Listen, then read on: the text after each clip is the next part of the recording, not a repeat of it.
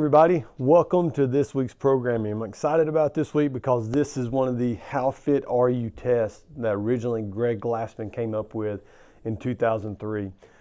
In the program notes, what you're going to notice, there's a video that was made a few years ago from Flow Elite by the guy Arm & Hammer. And him and his crew, they got together and they actually discussed this entire workout in a little bit more detail. And they gave examples of how the point system works and all that kind of stuff. And we'll go over some of that here. But we're also, for our people in-house, we're going to have an Excel spreadsheet that Alex Willis put together for us. It's going to be awesome. But we got to make sure we score all of our, everybody puts their score in. So what we're going to do, we're going to write it on the board or we're going to write it in Wodify. If you could put it in Wodify, that'd be better because that's going to help us make sure everybody gets an accurate scoring system in there. And we're also going to share the Excel spreadsheet so everybody who gets a link to that can go in there and put their private score in throughout the entire week. And then we're going to have a leaderboard populate, but it's also going to give you a grading system to know where you're at. Now with that, I will preface, like myself, my goal is to get a D just in every one of these categories. These are extremely tough tests, according to Glassman. Remember, when he was doing this back in 2003, he was trying to prove the fittest in the world. And as you'll see just in Monday's notes and how we go over the scoring system, just to get an A on this is going to be very, very difficult for a lot of people. And some of these movements are going to be challenging. Don't worry. Don't think of yourself as not being adequate. You are. You're just going to have to scale it down. And guess what? We're still going to put a score in. So next year when we do this, you can go back and either do the same workout and see how much better you've got. Or if you scale up, at least you know you've improved and maybe you're not hitting the movements, but you're still getting a grade in there and you're still getting better. That's what it's all about. It's just about knowing, evaluating yourself, knowing where you're at, giving yourself a baseline, and then just improving year after year. Or if you're like me, maybe you just want to maintain as much as you can year after year. And so with that, let's go into this week's workouts.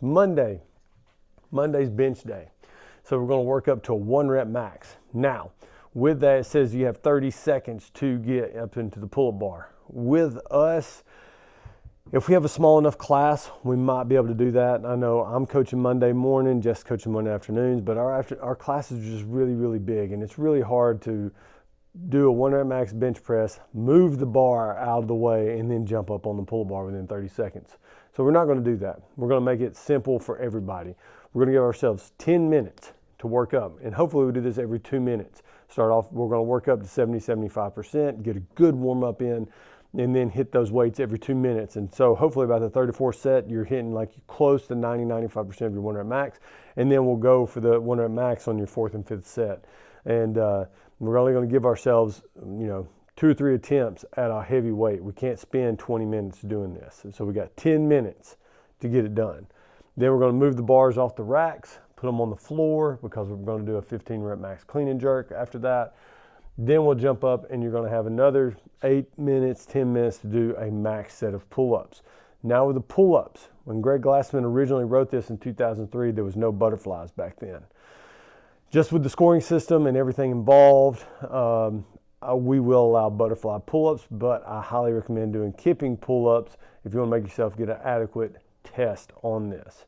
So let's break this thing down. Just to get a D in this workout for males, you're going to do a 300-pound bench press and then 20 unbroken pull-ups after that. That's just to get a D. I think it's 400 pounds and like 40 pull-ups to get an A on this. So maybe we might have one person do it.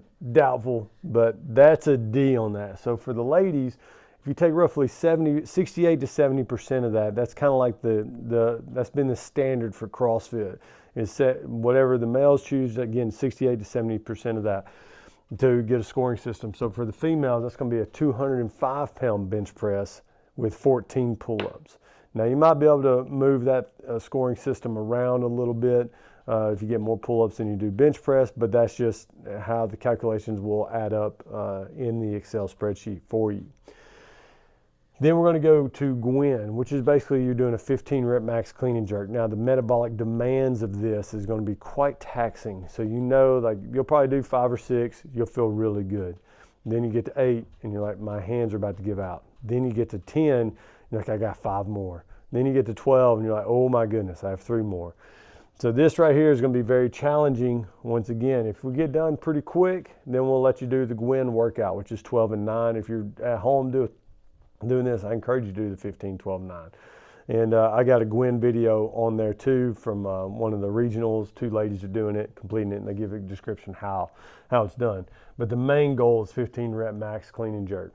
Unbroken reps. You can rest the bar in your hip pockets, or you can rest it in the front rack position, or you can rest it overhead. You can't put it on your back, but you can put it in your hips, you can let your hands shake out, whatever you want to do. Some of you might think, oh, I'll just rest there for 2 to 3 minutes with the bar on my hip. Go ahead and do that. That's going to be very challenging. With that, here, once again, to just get a D in this workout, 115 to 135 pounds for the males will give you 20 points.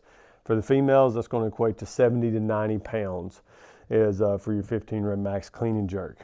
For the males and females to get an A, that's 225 pounds, and the females, that'd be 155 pounds or 150 pounds roughly if you want an A on that workout. Tuesday, we're going to start off with an 8-minute AMRAP. So you do your first 4 minutes is going to be Tabata air squats. And then the scoring system, once again, is 18 to 22. So if you get 18, that's a D. 19 C, 20 B, 22 is an A on that. I think that was it. I think that was the scoring system. Then you're going to go straight into, at the 4-minute mark, you're going to do max rep ring muscle ups in 4 minutes. Now, back then, it was strict muscle ups. You had to get your false grip, turn out at the bottom, then back in.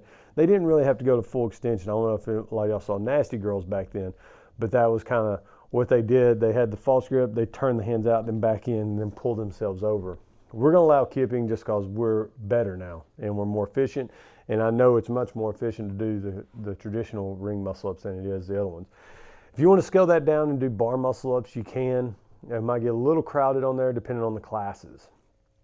But other than that, we're going to have some scaling down where you're going to do max strict pull up, or you do like 2 and 2 or 3 and 3. And you're just going to do as many reps as you can of strict pull ups and dips.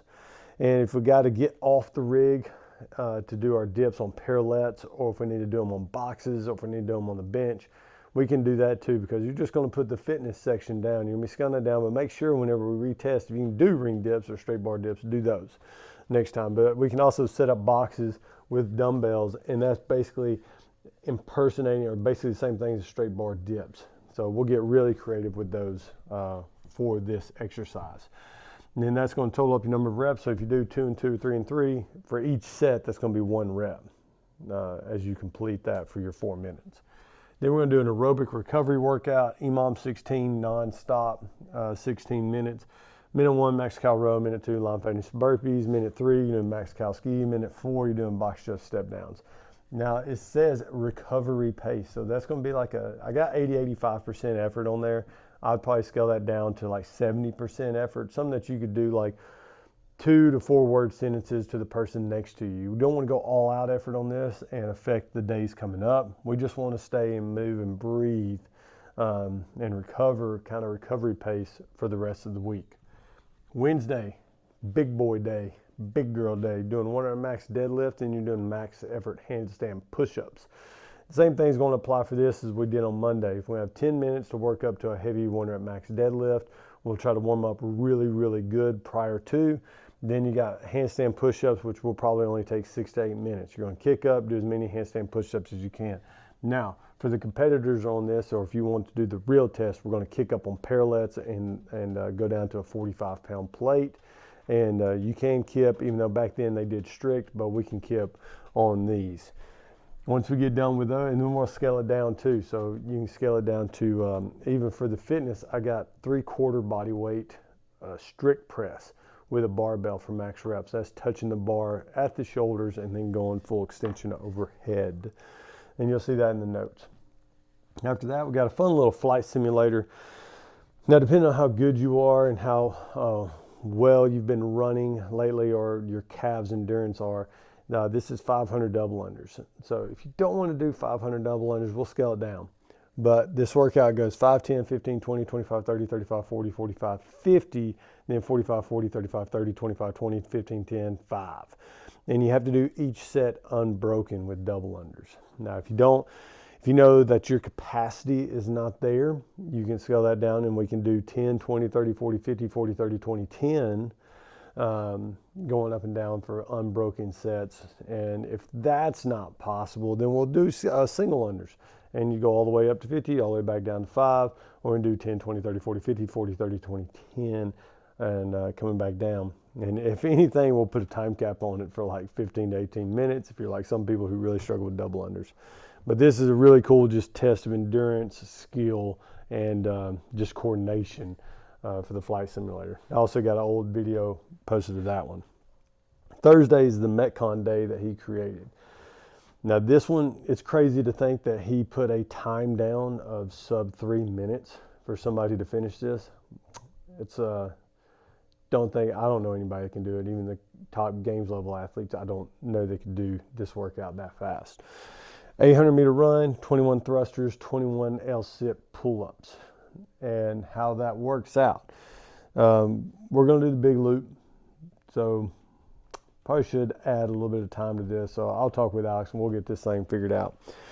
But you're going to run your 800 meters, come in, 21 thrusters, 75, 55 pounds. So for those of you that think highly of yourself, then you just run straight in, grab the bar, and you just crank out 21 thrusters at that weight. If you think 75 or 55 is too light for you, then you should just go faster. And then you jump up on the pull-up bar and you got 21 L-sit strict pull-ups. So his standard was your ankles have to be above your waistline coming up. With your legs technically straight, but we can have them slightly bent to keep them up. What's going to happen on this is that we're going to have people get through in 3.5 minutes, 4 minutes of the run and thrusters. Then you're going to get those L-strict pull-ups, and it's going to take some time for you to do. You're going to be breathing heavy. It requires a lot of core, a lot of upper body strength, a lot of endurance that goes with that. But once we get done with this, then we're going to get an AMRAP of core and body weight exercises. Once again, slow moving, just recovery pace. AMRAP 15 GHD sit-ups, 10 yoga push-ups, 15, what was that, V-ups, and then 10 or 5 right, 5 left, single arm ring rows going. Friday is going to be an active recovery day. It says AMRAP 40 minutes, so a lot of people probably get scared of this. But in this workout, you should maintain a conversation pace with anybody around you. Like you should be able to carry on a conversation. You do your 400 meter run, slow. You come in, you do your 50-foot single arm dumbbell overhead carries at a weight that is manageable, something that you're not going to hit muscle failure with. And then you do your 500, 400 meter row, something that you should be able to talk to the person next to you. How's your day going? And carry on a conversation with them. How have you done this week in your test? You know, just have that kind of pace throughout the entire thing. 50-foot right, left, single arm suitcase carry. The weight, once again, shouldn't be too demanding to where you're reaching muscle failure on your grip or anything else. And then you got 100 feet of lunges. And those lunges, you should take your time. Do a lunge, stand all the way up and let your body kind of rest. And then you do another lunge, stand up, kind of rest. This is just one of those long aerobic capacity style days where you should be at zone 2 almost while you're doing all of these movements. And that for a lot of you, that zone 2 is going to be like 135 beats or less of your heart rate. So a lot of us have a watch on, keep it there and let yourself know that, hey, I need to slow down right now. And then Saturday, we got our competition day. We've already gone over that. I'll make a separate video on those, but if you haven't got signed up yet, sign up. You can do that on our Wi-Fi app underneath classes, go to it or follow the link and I'll shoot that in our newsletter for this week as well. But that's this week. Make sure you go read the article, How Fit Are You? I got that tagged in the newsletter as well. And so you can see the test, see how the scoring ranking system goes. And once again, this is not to put you down in your fitness to let you know like, oh man, I can't even make a D on this. He even says, Greg says that any person that scores just a 20 on this is a good athlete. And I know myself, I'm just going for 20 points in each workout.